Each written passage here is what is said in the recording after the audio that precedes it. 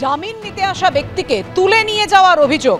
বাঁশদ্রোণী থানার ওসি এবং তদন্তকারী অফিসারকে ভর্ৎসনা করল আলিপুর আদালত। আপনাদেরকে এ বিষয়ে বিস্তারিত জানাবো। আলিপুর আদালতের মাননীয় বিচারক যে ভর্ৎসনা করেন ওসি এবং তদন্তকারী অফিসার আইনের বাইরে গিয়ে কাজ করেছেন, অনুপযুক্ত উপায়ে গ্রেফতার, খামখেয়ালি অনিশ্চিত অপমানজনক কাজ করেছেন ওসি এবং তদন্তকারী অফিসার, কেস ডায়েরি না পাঠিয়ে আদালতের নির্দেশ অমান্য করেছেন ওসি এবং তদন্তকারী অফিসার। কথা বলবো, আমাদের সঙ্গে রয়েছেন আমাদের প্রতিনিধি আবির দত্ত। আবির, ঠিক কোন পরিস্থিতির পরিপ্রেক্ষিতে মাননীয় বিচারককে এমন মন্তব্য করতে হলো যে উপযুক্ত ব্যবস্থা না নিলে মানুষের বড় অংশ আইন কার্যকরী সংস্থার উপর আস্থা হারাবে? দেখো, বুধবার দিনই আমরা দেখেছি যে স্বামী স্ত্রীর মধ্যে একটি বিবাদ এবং সেই বিবাদে যে অভিযোগ হয়েছিল, তারপরে অভিযোগ উঠেছিল যে এক ব্যক্তিকে কোর্ট চত্বর থেকে তুলে নিয়ে যাওয়া হয়েছে।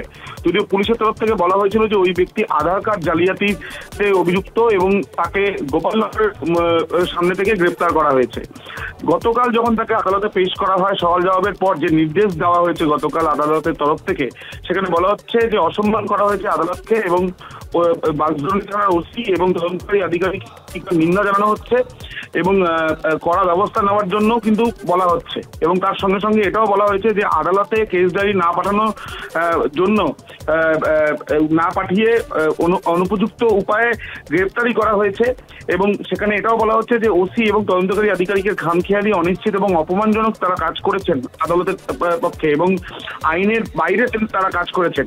এবং পুলিশ কমিশনার এবং যুগ্ম কমিশনার যেমন তাদেরকে উপযুক্ত ব্যবস্থা নেওয়ার জন্য কিন্তু আদালতের তরফ থেকে নির্দেশ দেওয়া হয়েছে। এবং তার সঙ্গে সঙ্গে এটাও সেখানে অর্ডারে বলা হচ্ছে যে সাধারণ মানুষের একটা বড় অংশ ভরসা হারাবেন যদি ব্যবস্থা না হয় এবং আইনের উপর থেকে এবং আইন কার্যকরী সংস্থার উপর থেকেও ভরসা হারাতে পারেন, এই আশঙ্কার কথাও কিন্তু সেখানে বলা হয়েছে। যদিও যে ব্যক্তিকে গ্রেপ্তার করেছিল পুলিশ, তাকে পিসির আবেদন করা হয়েছিল, অর্থাৎ পুলিশ হেফাজতের আবেদন করা হলো। 1000 টাকা বন্ডে শর্ত সাপেক্ষ জামিন দিয়েছে আদালত এবং আদালতের অবজারভেশন বা আদালতের যে তরফ থেকে যে অর্ডার দেওয়া হয়েছে সেখানে কিন্তু এইভাবেই পুলিশকে ভর্ৎসনা করা হয়েছে। ধন্যবাদ তোমায়। এখনো পর্যন্ত তল্লাশি অভিযান চলছে। রাজ্যের মন্ত্রী, দমকল মন্ত্রী তার বাড়িতে, সেখানকার পরিস্থিতিটা লেক টাউন থেকে সরাসরি আমাদের প্রতিনিধি ঝিলম করঞ্জায় তুলে ধরবেন। একবার বলো ঝিলম, প্রায় 12 ঘন্টা হতে চললো।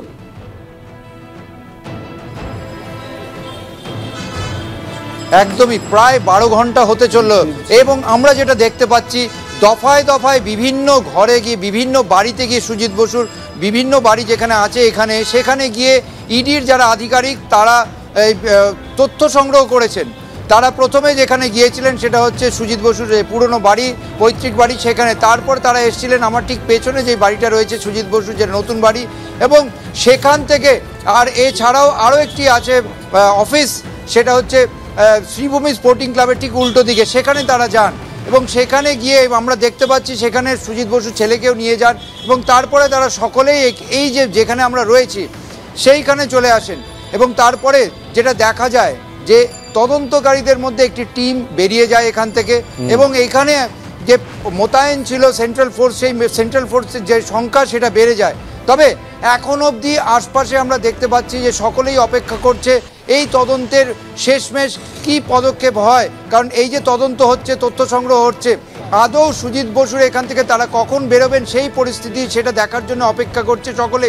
সুজিত বসুর অনুগামী একাধিক ব্যক্তি রয়েছে আশপাশে, আমার ক্যামেরা পার্সন সঞ্জয় চট্টোপাধ্যায়কে দেখাতে বলবো, এবং একই সঙ্গে তার এই ক্লাবের যে সদস্য তারাও অপেক্ষা করছেন, পাশাপাশি এলাকার মানুষরা অপেক্ষা করছেন, তারা অবশ্য শান্তিপূর্ণভাবে অপেক্ষা করছেন অধীর আগ্রহে যে শেষমেশ কখন এই যে তল্লাশি অভিযান বা তথ্য সংগ্রহের অভিযান ইডির পক্ষ থেকে সেটা শেষ হয়।